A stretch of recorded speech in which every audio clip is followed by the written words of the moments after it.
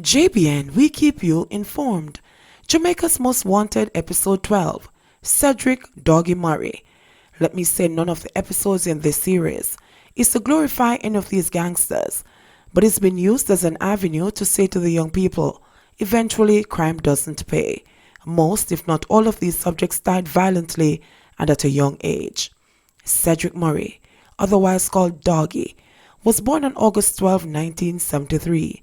At the time of his birth, his family had seemingly laid roots in Glendevon, Norwood, a place where, at the time of Murray's birth, may well have been considered a nice place to live if one liked it nice and quiet. Reportedly, Murray attended, among other schools, St. James High School, and seemingly, while still a student at St. James, and with not much outlet for young energies, Murray, along with a brother of his Prince, joined the Renegades. In 1990, Murray would have been about 17 years old and looking to leave St. James High, at which time he no doubt became a full-fledged member of the Renegade and would have committed a few acts against the piranhas. Probably more important, during those formative years, he would have experienced, either as a witness, heard, or otherwise, came to know that Jamaica was a very dangerous place for any Jamaican inner-city idle young man. Young men were locked into communities where the lines drawn were colored in orange or green and had two choices. You either supported the bell or the fist, no in between, no standing on the sidelines. In that Jamaica, violence or the specter thereof was ever present. It was this Jamaica that Murray left behind for what turned out to be a short sojourn in the United States. Whether it was pressure from the police, the fear of prison, or the lure of easily obtained illegal drug money, which was in the early 1990s being raked in by Jamaicans who were involved in the illegal drugs trade in the U.S. Murray, fresh out of St. James High, like young men from so many inner cities, found his way to the U.S. Murray would prove in later years that he was what would consider a soldier's soldier, one who could fit easily in any army, a soldier who kept a diary so that exploits can be accurately recorded when the events are fresh. He exhibited loyalty to his outlaw peers, or the highest degree in badman parlance, he stood in battle with those he considered brethren.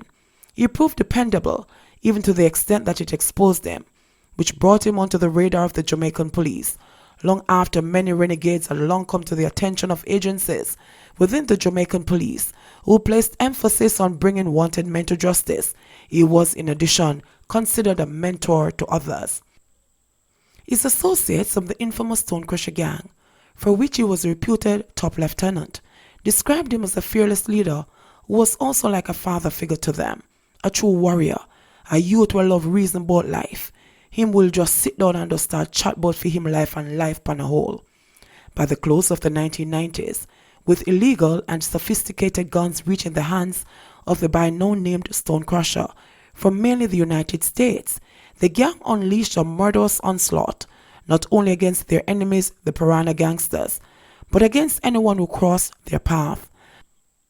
As these Jamaican wars that Murray had left behind in Jamaica raged, his brother Prince became numbered among its statistics.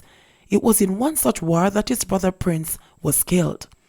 Murray did not last long in the US. Maybe it was that pull of home. Jamaica was a more easier place to be a gangster.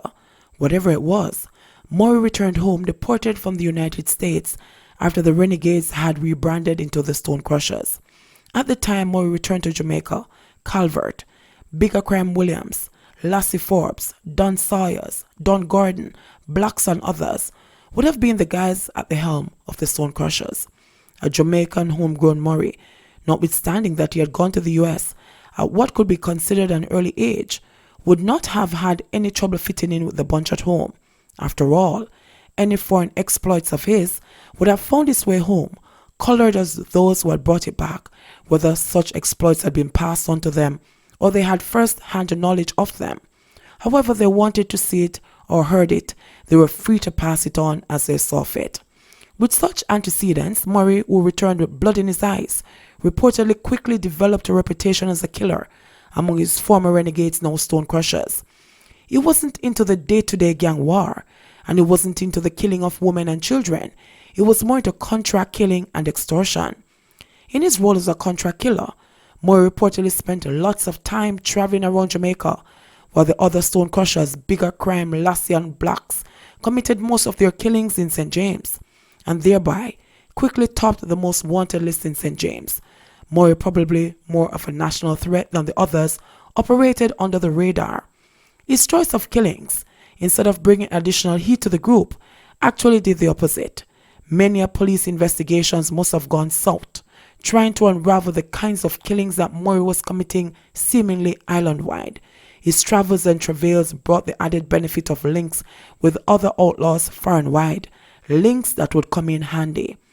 Although the police claimed that Murray had appeared on their radar from as early as 2002, it seemed that it was not until the February of 2006, in the Blood Lane killings, that Murray became a feature of wanted circulars. One of the first identified him as wanted only in connection with that triple killing. Seemingly it was this deviation from the usual quieter contra killings that shined the spotlight on Murray. Committing more close-to-home killings, Murray now featured in shootout with the police. It was reportedly one of the 4 men who were traveling in the car that Sunday night of May 21, 2006, when Bigger Crime Williams and McLennan were slain by the police in that raging shootout. Having now come onto the radar of the police in St. James, Murray put to use the links he had made with outlaws in other places. Following the mention of his name in the Blood Lane killings and the shootout with the police, the St. James police began to hound him. No longer could he just melt in any St. James crowd. Shortly after the police had on July 4, 2007, somehow tracked Lassie to St. Mary and killed him, no crusher enclave in St. James was safe. Murray Calvert and lesser stone crusher figures, more likely a result of Murray's goodwill, requested and were granted refuge in Tivoli Gardens, where they were welcomed with open arms by fellow gangsters.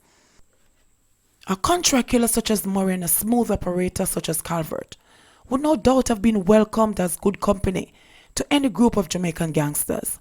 However, there was some past bad blood. Tivoli gangsters had long had it that although Murray was alright, he was not politically feathered as they were, which might have led him to commit political sacrilege. The Tivoli underground had it that Murray had issued death threats to a St. James JP Member of Parliament. Any discussion between Murray and Tivoli outlaws on this issue must have been of some moment, because it was a no-no to even threaten to kill a member of the law enforcement community. Tivoli gangsters did not take kindly to Murray or anyone threatening politicians at the rank of MP, and truly not one from the JLP. There was a no-no where they were concerned. So fundamental was this moment that Murray wrote about it in his diary. The politician they say are threatening him. I have never seen him face to face or even spoken to him. I am no gang member or leader. I am being used to clean their slate. With the long arm of the Mosey Calvert, the chess master, still moving pieces in Norwood, and learning that not only Calvert but also Murray and other Stonecrusher gang members were holed up in Tivoli, come January of 2008, the police, with intentions primarily to capture Calvert, decided to make an unusual incursion into Tivoli. Operation Kingfish said Calvert was the main target of the recent operation in Tivoli Gardens by the security forces, in which 5 men, who allegedly engaged police and soldiers in a shootout in the tough West Kingston community, were fatally shot. 2 members of the security forces were shot and injured during that raid. Maybe a result of the previously alleged threat by Murray against MP Chang. Whatever it was, like a stab in the back, but not unknown in the Kingston underworld after all. Them not come from both here. It is alleged that while the police were planning their incursion, somehow Tivoli leading gangsters got wind of it, and the top-ranking Tivoli leaders were negotiating Calvert's release to the security forces in an effort to avoid a confrontation. Maybe they were also considering turning Murray over. Murray, ever the dedicated soldier, joined Calvert in fleeing Tivoli. Better for them to be on home turf, where they could trust their fellow crushers, than stranded in Tivoli with all and unsundry gangsters with whom they had not the bond of brotherhood, bond cemented from growing up together and sharing communityhood. Reportedly shortly after Murray Calvert and other stone crushers fled Tivoli, the security forces stormed the house where they were staying. When the shooting ended, 5 civilians lay dead, while a member of the Jamaica Defense Force and 2 members of the Jamaica Constabulary Force reportedly sustained injuries. On Monday, January 21, 2008, not but 8 days after the Tivoli operation, Calvert was captured in Woodgrove, a place described as a rustic rural community. Without the company of Calvert, and Murray no doubt thinking that Calvert would not be out anytime soon, what with the multiple number of murders that Calvert was named in, Murray no more frequently took refuge outside of Crusher's sphere of influences with Kingston gangsters. Although once trained in the world of gangsterism, the relationship can never be trusted as it was in the beginning.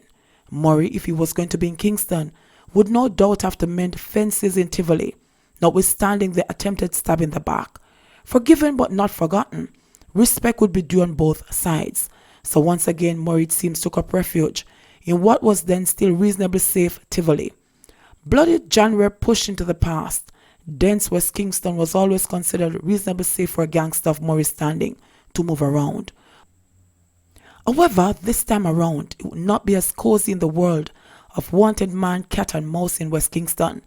The long arm of the law was slowly engulfing the West Kingston arena. The last day in May of 2009 find Murray's thought strained to thoughts of writing a book. My isolation from society gets further each year. For now I am at ease, but for me things are subject to change any time. I should really write a book, but I couldn't be real honest, so it wouldn't be a bestseller. As it became clear that not even political maneuverings could upset the law, and that police and soldiers would be entering Tivoli in numbers never witnessed before, battalion style, en masse, Murray's loyalty to the underworld, specifically Dodo's Coke, came to the fore. He convinced members of the Stone Crusher gang to travel to Kingston to help to defend Dodos against the security forces. The recruited men and high-powered rifles owned by the Stone Crusher gang were taken to Tivoli Gardens. Then came D-Day, May 23rd of 2010. After living through what Murray, a cold-blooded killer, described as a raging gun battle, I escaped one of the last from where I was under crazy gunfire. It was a raging gun battle a day I won't forget, and such tragedy for Jamaica. More than 75 people died by Babylon, man, baby and woman. Even describing the kind of weapon that he was armed with, I fired my AK-47 until my fingers were numb. I ate gunpowder until my throat was sore. That event, as it did to all who participated therein, seemed to have psychologically affected Murray, to the point where he resigned himself that friendly suicide or self-inflicted suicide was a better option than police-induced suicide. Suicide. My days is coming. If my friends do it, it will be quick. But if it is Babylon, it will be a day of war. Every day I regret how this all began. Sometimes I just want to pull the trigger. Exactly 1 month to the day of the West Kingston operation, Murray had reason to pause and write, as that morning a near miss had taken place at a famous law enforcement hour before the break of dawn. June 23, 2010. The morning began at 4:30 a.m. I was asleep when Babylon came, but by the grace of God I escaped. The tracks are rough. My life right now is very rough. Each day we are different from what I am used to at my age. Murray was less than 2 months away from his 37th birthday. He seemed to have come to some realization that 37 was not a prime gangster age. A month respite seemed to have been the order of the day, but July brought with it tension and more tension, including a false alarm. But Murray was at a stage in his descent that all alarms raised had to be first proved false rather than taken for false at the outset. Well, today is a day, false alarm about Babylon coming. Pure running again. It seems like I just can't get in shape. Life in the hills of St. Andrew is very rough. Day and night, Babylon is close. Enough movements at times. July was indeed looking up to be a bad luck month. July 14, 2008. Nothing has improved much. I am still living, but my life feels wasted. There's no life for anyone, but this is the real truth of a gangster in my condition, lonely and don't know who to trust. I have to rise above my circumstances. I just can't lay down. I am now in exile while Babylon a curfew everywhere. July 25, 2010. As I sit here and reflect on my present life, yesterday, Saturday the 24th, I had to run to the hills and wet in the rain, false alarm. So many of those. This is a wasted life. I don't even have a roof over my head. I am all over. I miss my kids them so much. Life at times can be like the quicksand. My life is full of issues. How I long for a real good sleep, just lay down and sleep away. But my lifestyle doesn't give me that luxury, all because of the path that I'm walking on. All these events would have unnerved him, causing him to further depend on mobility. Mobility when the trap is closing, says to the hunted, running will keep me alive that much longer. Don't stay in any one place for too long. His numerous escapades would have reinforced this thinking. As July came to a close, it seemed he was now in full flight. The security blanket had long spread beyond Kingston. As for the West Kingston Inferno, police divisions all over the island were given no quarters. The closing days of July found Murray pondering. I wonder how many places will this life I live take me, and how often will I see my kids? My life is very unstable and complex. It's very difficult, at times boring and very frustrating. Today is just another day of mixed emotions. No one knows my daily struggles each day. I fight a deep inner fight of fear, depression, and anger. I had so much to offer, but I allow my feeling to drive me to anger, and this is part of the result. Life of a fugitive. August 12, 2010 dawned a new day. The dawning hours found Murray on the road. The light of day would see him marking another birthday. He would be 37 years old. He had lived through many shootouts, but one shootout is one too many, as along with chance comes opportunity. It would be another chance opportunity for the police to bring him to their brand of justice. I have seen all my friends killed by the police in cold blood or shootout. I make no excuse for my past. I'm a real gangster, hardcore. Babylon has labeled me a threat to the society because they can't kill me and the people love me.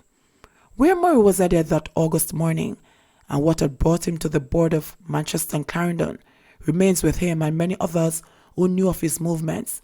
Wherever, whatever, Murray found himself driving along a road at about 7:30 in the morning.